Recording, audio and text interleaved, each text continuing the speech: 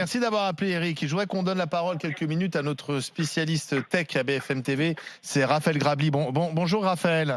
Bonjour Olivier. Parce qu'il faut savoir précisément, c'est quoi déjà la 5G par rapport à la 4G et pourquoi on se bat pour l'installer et pourquoi d'ailleurs on a un peu de retard par rapport à nos concurrents chinois ou américains.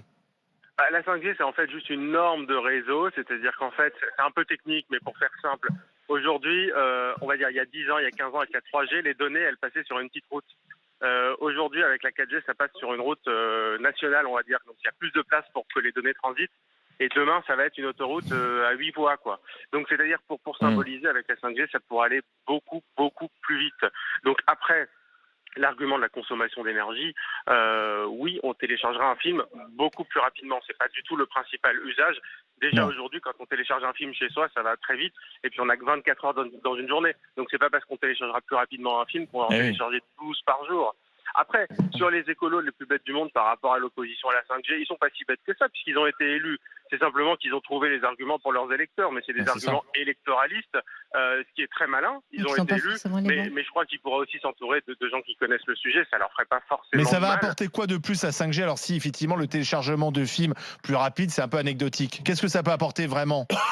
Alors, les usages dont on parle, ça va être effectivement, ça peut être de la télémédecine, ça peut être de la voiture autonome, mais ça va être surtout, en fait, un usage très, très simple, c'est de désengorger les réseaux actuels. Parce qu'aujourd'hui, on dit que la 5G, ça sert à rien, mais non. La 5G, aujourd'hui, quand on est en 4G à la Défense, quand on est en 4G dans une ville où il y a une grosse densité de population, on a du mal à capter parce que les antennes sont là, mais la technologie fait qu'on ne peut pas connecter un nombre illimité d'appareils. Donc, c'est déjà désengorger la 4G. Après, sur les usages, il y a 10 ans, est-ce qu'on saurait ce qu'on ferait aujourd'hui avec la 4G? Est-ce qu'il y a 10 ans, on saurait qu'on s'enverrait des stories toute la journée? On ne sait pas ce qu'on fera dans 10 ans, mais autant mettre en place une technologie qui rend ça possible. Mais Raphaël, est-ce que nous, Français, sur le continent européen, est-ce qu'on ne va pas être des suiveurs par rapport à des boîtes comme T-Mobile, comme Verizon, comme Huawei en Chine?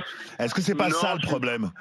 Non, sincèrement, je suis pas sûr, parce qu'on parle quoi? On parle de 1 an, 2 ans de retard. Allez, avec le Covid, on parle de 6 mois en plus. Mais moi, j'ai une voiture, par exemple, qui est équipée au maximum de ce que une voiture autonome peut faire par rapport à la législation, et c'est Huawei. Oui, bien sûr, non, mais Huawei, c'est eux qui fournissent l'infrastructure. Alors après, Huawei, c'est encore un autre sujet, parce qu'il y a tous les débats géopolitiques sur est-ce qu'il faut utiliser Huawei ou pas. Mais après, sur le déploiement de la 5G, en fait, il y a un moment, faut pas se comparer à la Suisse ou à Monaco, il y a de la 5G qui font la taille d'un arrondissement de Paris. C'est pas du tout la même chose. Donc après, aux États-Unis aussi, il faut voir aussi la 5G, c'est une appellation commerciale.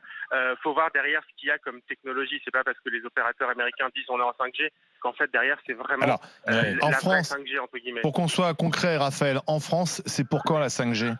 Alors en fait, il va y avoir 2 étapes. Il va y avoir une première étape à partir de la fin de l'année où on va déployer les premières antennes 5G, mais qui vont être en fait faites surtout pour désengorger la 4G et qui vont honnêtement apporter une différence assez limitée. C'est-à-dire que ça ira plus vite, mais on ne verra pas de différence. De grandes différences. De grandes différences. Ça va être sur les 3 à 4 prochaines années. Après, la deuxième partie de la 5G, là où on va utiliser ce qu'on appelle les ondes millimétriques, c'est un peu technique, mais enfin, c'est les vraies énormes autoroutes, en gros, des données, où là, on aura des débits absolument phénoménaux qui permettront vraiment de changer les usages. À mon avis, en France, c'est pas avant 5 ans. Pas avant 5 ans. Ouais. D'accord. Non, pas avant 5 ans. Mais dernière question, parce que c'est une question qui revient souvent. Et puis nous-mêmes, quand on se balade en France, il y a quand même beaucoup de zones blanches. On est souvent en 3G, voire pire. Est-ce que la 5G va permettre de résoudre cette fracture numérique? Alors, il y a beaucoup d'antennes de types d'ondes différentes qui font qu'on pourra aussi résoudre cette fracture numérique. Mais là où je suis plutôt d'accord avec, mais même d'ailleurs certains opérateurs, même Bouygues Télécom a dit ça récemment à l'Assemblée nationale, le président a dit attendez, il faut un peu temporiser. D'abord, est-ce qu'on ne peut pas renforcer le réseau 4G? Et là, je suis complètement d'accord. Parce que je pense qu'il y a beaucoup d'auditeurs d'RMC qui nous écoutent par l'étranger et disent mais attendez, moi j'arrive même pas à appeler, j'arrive même pas à charger le site des impôts pour déclarer mes impôts. Et ils ont complètement raison. Oui, d'abord, il faut déployer la 4G, mais il faut déployer la fibre en fait surtout. Parce qu'en fait, les antennes relais, elles sont reliées à la fibre, ça part après en 5G, mais à la base c'est du câble en fibre. Donc il faut fibrer. Et ça pour le fixe comme pour le mobile. Donc oui, franchement, il faut d'abord concentrer de l'argent là-dessus. Et sincèrement, si on a même 2 ans de retard sur la 5G, c'est sûr que ça ne changera pas la vie des Français. Donc de la 4G partout déjà avant la 5G. Ouais. Exactement, je pense que c'est très important, et de la fibre surtout. Et pas seulement pour les films porno. L'exemple des viols. Non, mais ça, alors surtout, bon, je sais pas, un film porno HD dans un ascenseur, je connais pas. Je sais pas. Lui peut-être. C'était expérientiel. Je sais pas d'où il a tiré cet exemple. Bon, c'est une vanne, hein, c'était une façon de.